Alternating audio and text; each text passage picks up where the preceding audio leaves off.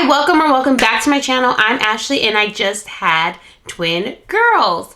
I also have a 2-year-old toddler named Cinco, but today I wanted to share our NICU journey with the twins. We just got out of the NICU probably about, has it been a month already? About a month ago, maybe 3 weeks ago. We got out of the NICU. I did have my twin girls at 34 weeks and 4 days, which I just shared my birth story as well as the labor and delivery vlog in the last 2 videos, but I wanted to pop on here and kind of talk through our NICU journey. I didn't record much clips, but I thought it would be helpful to kind of share kind of all the things that we went through, because as you can imagine, the NICU journey is hard no matter where you start. It was much harder than I anticipated. You don't really know what you don't know. So I just wanted to share our journey in hopes that maybe it could help someone out. But I do want to say every baby is different, even with our 2 girls. Their journeys were a little bit different. In their they hit their milestones differently, and they even came home on different days. I'll go ahead and get right on into it, and I'll start kind of the day I had the C-section, because that's when our NICU journey pretty much started. So kind of like I mentioned, I had the girls at 34 weeks. The reason I had them so early was because baby A was not growing as fast as the doctors wanted to. They called her growth restricted, so she was safer out than inside, inside my body. So they said at 34 weeks, your baby should be fine. They'll need a little bit of NICU time. So I knew having them at 34 weeks, I would have to go to the NICU, because I don't think you can take your babies home until I think 36 weeks. 36 weeks, and they have to hit some weight milestones and all of that. So obviously we were still too early. So once I had the twin girls via C-section, soon as they came out, they pretty much got whisked away into the NICU before I even was stitched up. At that point, Josh went to the NICU to, talk to the NICU nurse at the time. And just like the dramatic girls that they are, they actually were born during a shift change. So not only, were they getting whisked to the NICU, they were also, everything was changing. The nurses were changing shifts. I think the doctors were even changing shifts. So it was kind of chaotic from what Josh was telling me, but both girls came out, they came out as great as they could. Baby A was 3 pounds and some change, and baby B was 4 pounds and like 3 ounces. So they're both extremely small. And they needed some oxygen. That was the biggest thing. They needed oxygen. Of course, they got all their tubes hooked up to them for vitals and all of that. And of course, a feeding tube down their nose. That's kind of the first things they all put into put on their bodies or into their bodies, as soon as they got to the NICU. I didn't get to see them until about 8 hours or so. I needed to be able to have a little bit feeling in my legs once the spinal tap went down, and I was able to kind of maneuver in a wheelchair, but those were kind of the things I had to do myself before seeing them. So I FaceTimed Josh while he was in the NICU, while they were setting the babies up into their isolettes. They're called isolettes.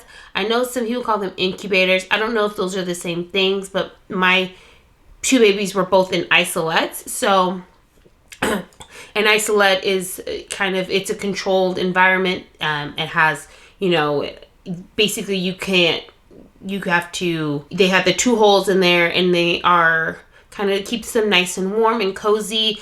So it mimics the womb in a sense. So our isolettes, I think they were both set to about 34 degrees Celsius. Because with preemies, it's hard for them to keep their own temperature because they're so small. They have such little fat. And their whole purpose of being in the NICU is to get healthier and stronger and bigger. And the more they try to keep their own temperature at that small when they're that small, then they can also burn calories. So it's also it's counterproductive. So that's why they're in a controlled environment in the isolette. with limited time outside of the isolette. Our babies were able to come out of the isolette. We put our hands in there. We weren't too restrictive, but of course we had to give them time in the isolette to sleep and grow and do all the things, but we were still able to hold them and all of that. But I'll get into all that later. So they were in their isolettes. They had all their tubes kind of across their chest just for vitals, heart rate, oxygen, all of that to make sure that they're, doing okay. And then the feeding tube, although they, for the first 24 hours or 48 hours, they didn't get any type of food. They only got an IV. They had an IV and they had, I think it's called lipids and some type of other fluids. So that just kind of gives them, instead of the nutrition from like formula or breast milk, they got their nutrition from like their lipids, so like the fats and fluids and things like that. So it kind of just kind of got their bellies ready for breast milk or formula, and that was only for about 24 to 40 hours, I believe. So anyways, once we got there, they kind of gave us the whole spiel of the NICU. We were lucky we had twins, so we had our own room. So that was nice privacy. In the beginning, we had a nurse for each baby because, they needed their own nurse because they needed more things to be done. So every day the nurse ran for both of them. They got their blood work to check like jaundice levels and make sure everything was okay. I believe when they first got to the NICU, this is before I even seen them, they did get an x-ray to make sure how their lungs were looking and all that. Luckily, everything checked out okay. They didn't have any brain bleeds or anything like that. So our NICU journey is very minimal, but this is kind of what you could expect from that. They both needed oxygen. So they also had a respiratory therapist coming every few hours as well to check their lungs, their breathing, and all of that. So basically our goal was to get them off oxygen, wean them down their isolettes, and make sure they are growing and eating before they can come home. They always told us, expect them to come home around their due date, which the end of December was December 27th. So that would have been a month stay in the NICU. So hearing that was very, not traumatizing, but it was kind of scary, because we wanted our babies home. So when I was in the hospital, it was easy. I kind of just got wheeled to the NICU every day, and I pretty much stayed in the NICU all day. And I pumped every 2 to 3 hours to try to get colostrum. And then once they stopped, taking the lipids and all of that, or not stopped, they would wean them down off lipids. And then once they weaned them down a little bit, they would add in the colostrum through their nose. So they had a machine and they would just feed the colostrum or the breast milk through their nose. And once they got to a certain point of the breast milk, they were able to completely wean them off of their IVs. So kind of it was just a ratio. So even though we were giving them a little bit of breast milk or colostrum, they still had the lipids and IVs for extra nutrition. And so once, we kept increasing their feeds of the breast milk, we kept decreasing the lipids and the fluids. So we were doing that in the hospital until I got discharged. Once I got discharged, things kind of changed a bit, because now I was having to drive to the hospital every day to see them. And like I said, I do have a 2-year-old already at home, but luckily my mom was in town, so she kind of watched the baby while Josh and I kind of took turns in the NICU. I pretty much went in the NICU first thing in the morning. I would hang out with Cinco, and then I would go to the NICU first thing in the morning, and I would pretty much spend the day there. Everyone is different on what they did. I know some people had to go back to work because they didn't want to use their maternity leave while babies were in the NICU. They rather use it for bonding when they came home. I was still on maternity leave, so I pretty much was able to spend the whole day there, thankfully. I would go there, spend all day. I would pump there. And then I would just pretty much work on their feedings. They were on oxygen for maybe 3 days. I think Aria got her oxygen off first. She was the bigger twin. And then Ava got her oxygen off maybe the day after. She was a smaller twin. But Ava needed less. Ava was much quicker on getting her feeds together. No, I'm lying. Ava got her oxygen off first, the smaller twin. Then Aria got her oxygen off after Ava. And Ava was our smaller twin. But she was just a little bit more, she was more of a fighter. So she was quicker on getting her oxygen down. She was quicker on getting her feeds together. Ultimately, she came home first, and then Aria. Aria was very chill. She was just not ready to come out. I don't blame her. So it just took her a couple more days to kind of figure it all out. Back to, everything. I was going to the NICU every day. And every day, the babies were seen by the doctor, as well as, they were seen by the doctor, and if they were still on oxygen, they were seen by the respiratory therapist. And every day the NICU either gives you a call. Our doctors, they like to give you updates in person if they can. So since they knew we were there every day, they would wait, and then they would give us an update every day. And every day we were kind of going up and up and up. We were doing really, really well. Once they got off oxygen, it felt like we were just kind of, going through the motion. So I honestly thought probably like 7 days we were good. But like I said, the NICU journey is very fickle. It's very up and down. And if you remember, I was saying they were both in isolate, so they were in a controlled environment. This is where things kind of started, I wouldn't say going downhill, but this is where we were starting to take a couple steps back before we took steps forward. Basically, once they got weaned, they kept getting weaned down in their isolates. So the isolates were getting cooler and cooler. The goal is to wean down the isolates to room temperature. Because, we live, obviously your house is room temperature, everything is room temperature. And if they're able to maintain their body temperature, in room temperature, as well as eat, keep eating their feeds, and they're still maintaining all their vitals and not doing all those, desadding and all of that. As long as they can keep doing that, then those are all steps to go home. But when you don't really realize, once you start weaning the babies down, what happens is they're using a lot of their energy to keep their bodies warm, and using a lot of energy makes them more tired, so they wouldn't finish all their bottles. And every day they would get bigger, so their feeds would get bigger, so they had to stay awake to finish the feeds, because if you don't finish the feeds, you can't get your feeding tube out. So what happens is, we would feed the baby, they would probably get down half of it, and then they would put the other half through their feeding tube. But we can't go home on a feeding tube. So that was kind of our main struggle. Like I said, I was going throughout the day, and Josh was going at night.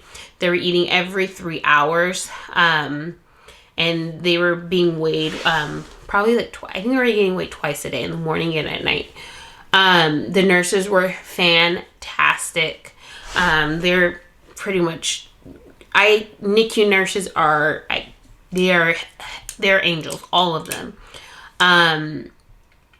So the girls were really quick on maintaining their temperature and all of that. So once their isolates got down to close to room temperature, that's when we started, it started taking kind of a longer time to hit our milestones, because it was a lot of work for the girls to maintain their temperature and eat their food. So we had a feeding tube for another week.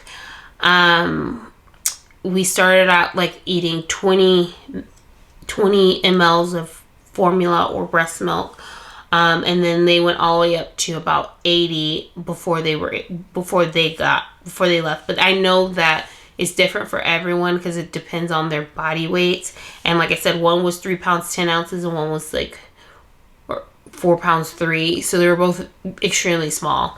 And they were small when they came back. I don't think when they came home, they weren't even 5 pounds when they came home. 14 days and Aria was 16 days. So once they weaned down from their once they weaned down and their isolates were on room temperature, they got moved into a crib. So once they got moved into a crib, they pretty much were on a 24-hour. They needed to eat all their food for 24 hours. No, they had to do 8 feeds. That's what it was. They had to do 8 feeds, full feeds, before they can get their feeding tube taken out. Aria actually did it really quickly. Then, in that 24 hours that she had her feeding tube out, she stopped eating her food. So then she had to get her feeding tube put back in. And we were pretty bummed about that. So, and then she kind of she fizzled out. She slowed down. She didn't want to eat anymore. She was tired all the time. And she was very, very stubborn. Then at that point, Ava just started knocking out her bottles, like, quick. And so she got her feeding tube out, and I was very, very, like, hesitant about it. I was thinking, like, man, Aria already had her feeding tube out. Now Ava has her feeding tube out, but who knows? So anyways, once she had her feeding tube out, once they had the 8 feeding tube out, they have to go 24 hours of consistently eating their bottles. And then they have to pass their car seat test, and then they go home. So that really is what happened with Ava. She just got her feeding tube taken out. One day she just started eating, and then 2 days later she kept eating. She got her feeding tube taken out, and then 24 hours came, and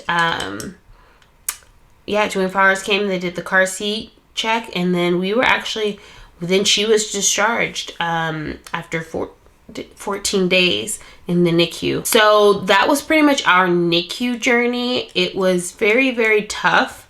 Tougher than I thought. I also had a room that you could stay overnight, so they knew that you know how to feed the babies and you know how to take care of preemies, because it's a little bit different than taking care of just your normal newborn. But since we were there pretty much every day, I was there all day. Josh was there at night. Sometimes I would even go at night. We pretty much fed them. We fed the majority of their feeds in the NICU through the bottle, of course. We didn't have to do the overnight stay. There were a couple, classes they offer that I end up taking, but it's all common knowledge about how to take care of a baby. But so that was the main thing with Ava. So once Ava was released, it got more complicated because now I had a newborn at home, had a toddler at home, and I still had one newborn in the NICU. So the first day, because they were twins, with COVID, you can't have any visitors. You only can have mom, and then you could have a support person. My support person obviously was Josh. That's it. But because they were twins, I was able to bring Ava back to the NICU, because obviously she was still on the same schedule. She was still eating every 3 hours. So she came back. She came back once with me, but that was way too complicated to have a baby discharged from the NICU and then one baby in there. Because if I have to get up to get something, I technically have to take Ava with me in the hospital because she's not a patient anymore. Anyways, so then basically once Ava came home, we really just wanted to work on Aria, work on her feedings. Maybe 2 days after that, all of a sudden she finished all her food as well. And she got her feeding tube taken out, same thing, 24 hours. And then she was able to get discharged. So really the main thing is it's hard to remain calm in the NICU. It's hard to, it's a very slow, the days are long. And people would tell me that, it's going to be a blip of your memory, when they get discharged. This is just a path that they have to take. And in hindsight, I see that now, but when you're in the midst of it, it is very, very hard. No matter where you where you are in your NICU journey. You pretty much got discharged at 36 weeks gestation. Aria was 2,000 grams, 2,000 and something grams, and then Ava was 18 something. So they were both still pretty small. When they got discharged, maybe like 5 pounds, and I think Ava was like 4.5 pounds when she got discharged. So, you know, we just tried to keep that same schedule when we came home from the NICU. So they still eat every 3 hours, but I was doing that with Cinco when I sleep trained him. So he was eating every 3 hours. So it's kind of nice that it's the same pretty much schedule. And we're a little bit more, not lenient, but when you come home from the NICU, I don't know if other moms were like this when they came home. It was kind of scary because now you have 2 preemies at home, and you're like, you felt like the nurses were the ones keeping your babies not alive but thriving, and that's the one thing you don't want. Is that's what they always say in the NICU. We don't want to. We can't accept you back because we are just now kind of loosening up and kind of treating them like newborns that they are, not just preemies. But yeah, that's pretty much our NICU journey. We were there for, like I said, 2 weeks. The main things for us were both babies needed to grow, and hit those milestones and make sure they get their full feet, not in a controlled environment like in an isolette, but like an open crib, oxygen, and it was tough, but they try to make it as easy as they can, I think. But anyhow, I'm just rambling. I think in the next video, I do want to do it like a day in the life of, 2 newborns and a toddler. So that's probably what you'll see next. But if you have any questions on the NICU journey, I hope to put some photos kind of in the midst of this video so you can kind of see kind of just the different steps and the different things. But thank goodness that we were both out, and they're both out and healthy, and they're both 6 pounds. Aria's almost 7 pounds. She's an ounce away from 7 pounds. So she's about 7 pounds, and then Ava's about 6.5. So they're both, doing very well, which is awesome. But other than that, we're just grateful of the NICU and the journey and the story that, we had to go on. But we're happy to have healthy babies here. But thank you guys so much. If you guys have any questions, feel free to leave them in the comment section. Don't forget to like this video, and thank you guys so much. My little teeny weeny channel has definitely been growing. There's a lot of twin parents out there that have either commented or subscribed or liked or watched the video, so that's been awesome. But like I said, I'll see you guys in the next video. Have a good day. Thanks. Bye.